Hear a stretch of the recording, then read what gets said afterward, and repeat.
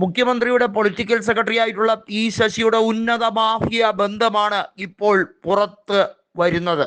അതായത് land revenue joint കമ്മീഷണറായ A ഗീതയുടെ report എത്രത്തോളം നാൾ പൂഴ്ത്തി വയ്ക്കാം എന്നുള്ളതായിരുന്നു CPIM നേതൃത്വം വലിയ രീതിയിൽ തലപുകഞ്ഞ് ആലോചിച്ചത്. പക്ഷെ അതൊന്നും നടക്കുന്നില്ല എന്ന് വ്യക്തമാകുന്നു.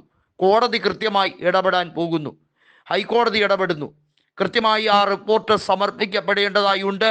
ഹൈക്കോടതിയുടെ നിരീക്ഷണം അത് CPIMന് വലിയ തിരിച്ചടിയാകും. മഞ്ജുഷയ്ക്ക് നീതി ലഭിക്കണമെങ്കിൽ മഞ്ജുഷയുടെ മൊഴി മാത്രമല്ല, ഈ ശശിയുടെ ഇടപാടുകളെ സംബന്ധിക്കുന്ന കൃത്യമായിട്ടുള്ള വിവരങ്ങളും പുറം ലോകം അറിയേണ്ടതായുണ്ട്. കണ്ണൂർ ജില്ലാ കളക്ടർ അരുൺ കെ വിജയന്റെ മാഫിയ ബന്ധം, ഉന്നത ബന്ധം കൃത്യമായി അന്വേഷിച്ചു വരികയാണ്.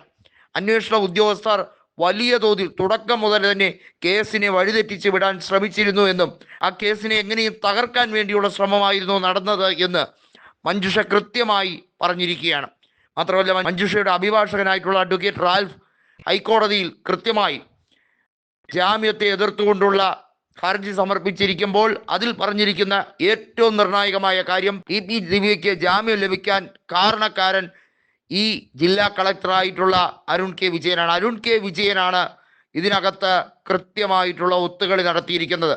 നവീൻ ബാബുവിൻ്റെ സഹോദരനെ തെറ്റിദ്ധരിപ്പിച്ചതും ഇതേ ജില്ലാ കളക്ടർ തന്നെയാണ്.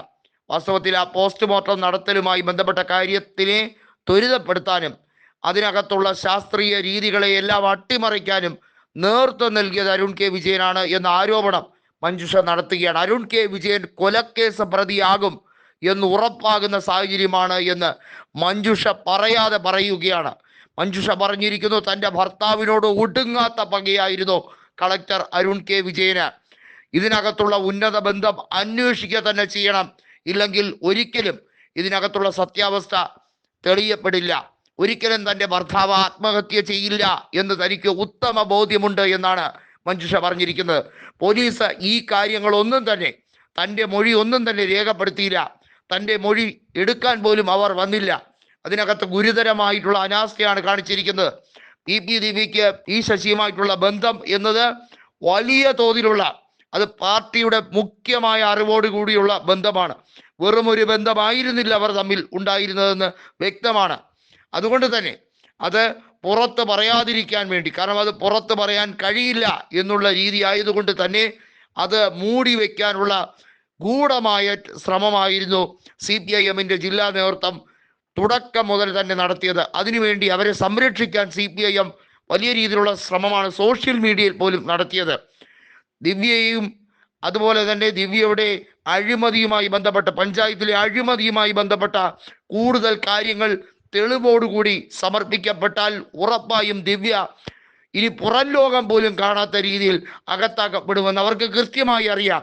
അതുകൊണ്ടാണ് ഇത് മൂടി വെക്കാനുള്ള ഗോപ്യമായിട്ടുള്ള നീക്കങ്ങൾ നടത്തിക്കൊണ്ടിരുന്നത്.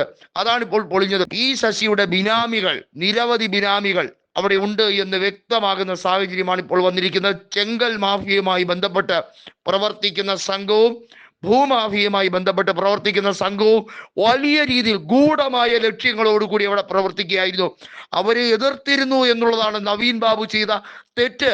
അതിനാണ് അയാളെ കൊലപ്പെടുത്തിയത് എന്ന് തന്നെയാണ് കൃത്യമായി നവീൻ ബാബുവിന്റെ സഹോദരൻ ആരോപിക്കുന്നത്.